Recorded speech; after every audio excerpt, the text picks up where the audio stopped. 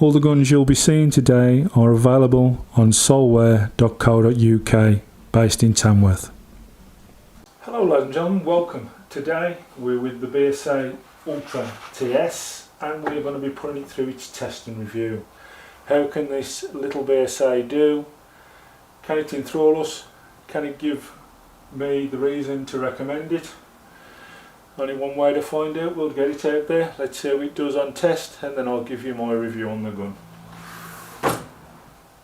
Okay then folks, well we've got the BSA Ultra TS here, as you know. We're going to put it through its test. Now what this involves is, if you're new to the channel, 23 metres away from us down there at the end of our range is 2 targets, one with 5 small targets. If you hit the red on the small targets you get 10 points each for those.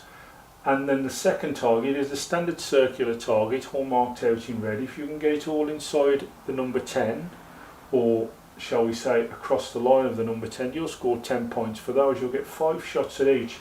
So there's 100 points there up for grabs.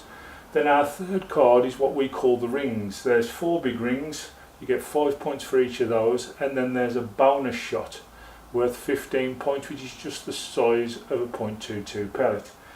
Now, how the BSA is going to do today I don't know, but this is the same thing we use in our battle leagues on this channel, which will soon be moving on YouTube to Midlands Airgun Reviews, which I'm starting a new channel up. So if you've not already subscribed to Midlands Airgun Reviews, please do. It's our new YouTube channel. We think it's got a better ring to it than RNC on 2, which was my original channel when I was doing the drone videos. So I've started a new video off which may get us a few more subscribers and a few more people to watch. So look out for that, and please subscribe to that one. Okay, let's get on with the test. First shot.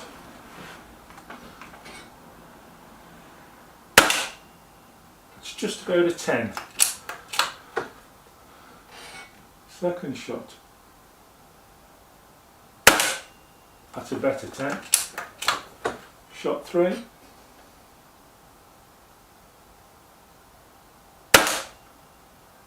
That's just off. That was my fault, however, that we don't re-edit here.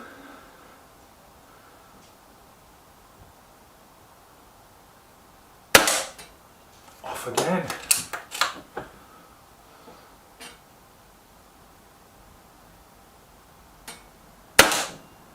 Just about. So, not very good start for the BSA Ultra. That's just inside the 10. That's better.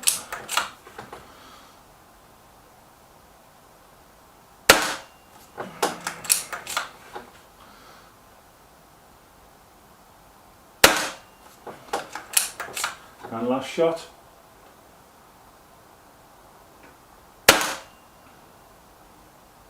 Yeah, I think he got 50 on the second card there. Struggled with the first card by all accounts, but I will go check the card and see what scores he did get. Well, not a great start there for the BSA. He's got 96 so far. As we go on to card 3, the rings. He's in the red rings. Let's see how he does.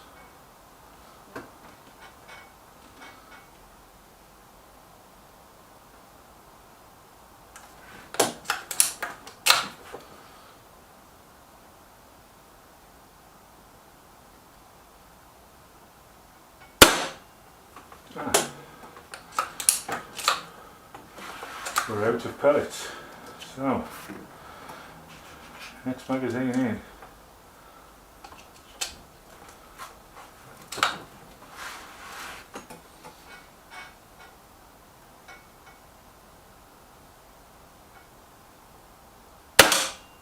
Just about.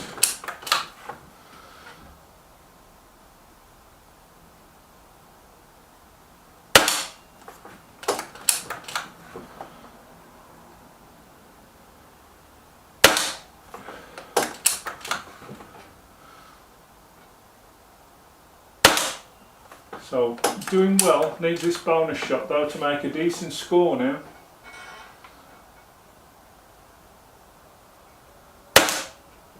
yeah, gets that. So scores the 35 at the end there, scores a 129, which isn't a bad score to be fair. Looked a bit wobbly when it first started out, but sorted itself out in the end. We'll now put the gun through the chronograph and see how he does with that. Okay, it's time to put our BSA Ultra TS over the chronograph. Let's see how he does. Shot 1, 173.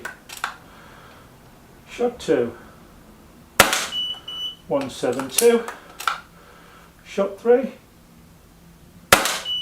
172. Shot 4, 173.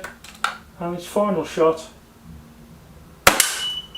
171. So we'll give it the 172 there.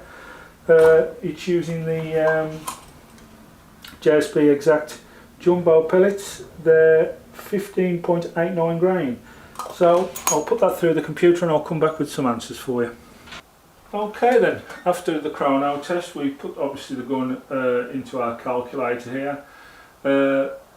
It was going at 564.3 feet per second.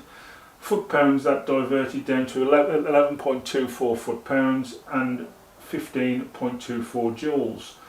The projectile we were using was the JXB Exact Jumbos and they were 15.89, so it's well above the 11 foot pound that we like to see a gun be, and it's done really well there, so that's great news.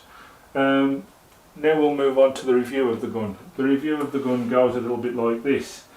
You can tell it's a well-made gun. You've only got to look around it, it's well put together and nicely done. However, with guns I do find a few gripes, and this has got me quite a few. I don't like the magazine and I don't like the bolt action how it works. It's very mechanical, very stiff sometimes. You may have seen when I was changing into a next pellet, it's very stiff and mechanical. Whether that will sort of wear in over time, I don't know, but it is quite stiff. Now, because of the shortness of the gun, the slightest wobble causes obviously a diversion of where you're shooting. Me using the rest on the table here and shooting out into the garden, I had a couple of little wobbles there, and I think that's why it didn't score so well on the test. I'm very honest if it's my fault, and I'll say it. I've got no problems in saying that it was down to me, but I don't re-edit anything. That's how it's shot on the day, that's how you will get it. Still a 131 it scored actually. It lost 4 points, so 131 is a great score, so you can't knock the Ultra there. It done really well.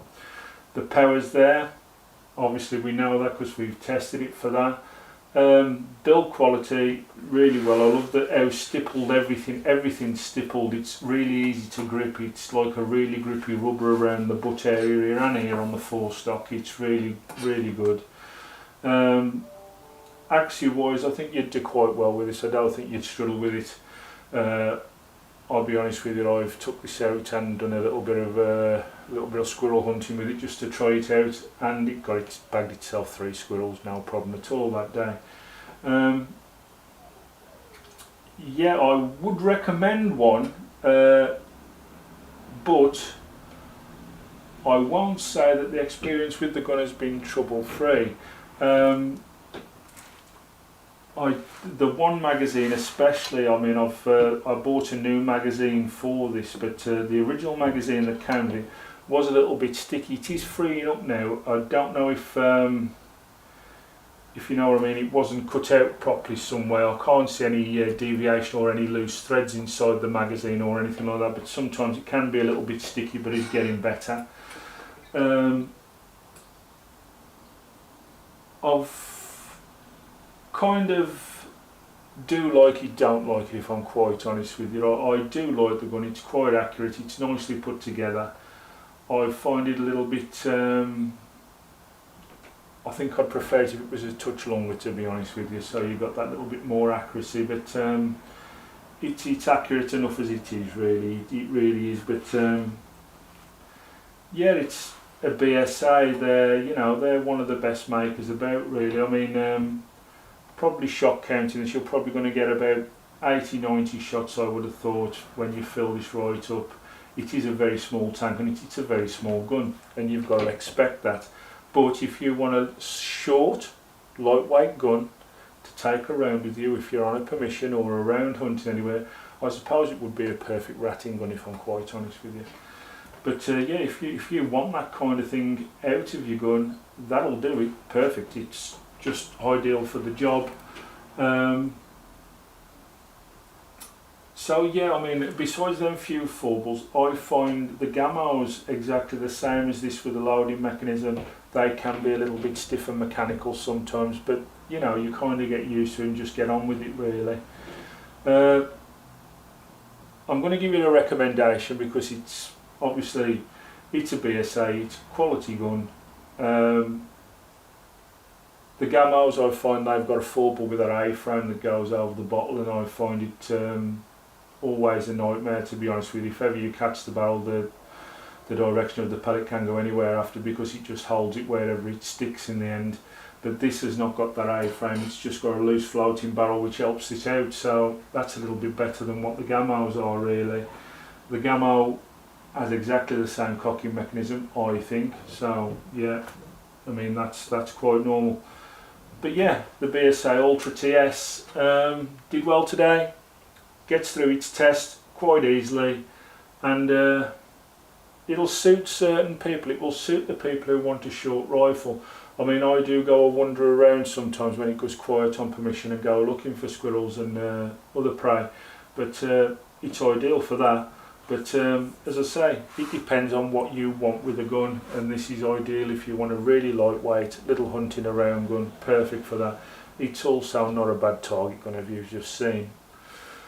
Thank you all for watching. I'll see you all in the next one. Don't forget, we'll be changing channels shortly. We'll be moving over to Midlands Airgun Reviews on YouTube. After I've done these last few reviews on the last few guns we've got, I'm going to finish there and I'm moving over to Midlands Airgun Reviews. I will put a link in descriptions on the last few videos, so you'll always be able to find us, and I'll also be releasing a video shortly so you can find us and subscribe, ready for when we do the next Battle League, which will be on there. Okay, thank you all for watching. Bye bye now.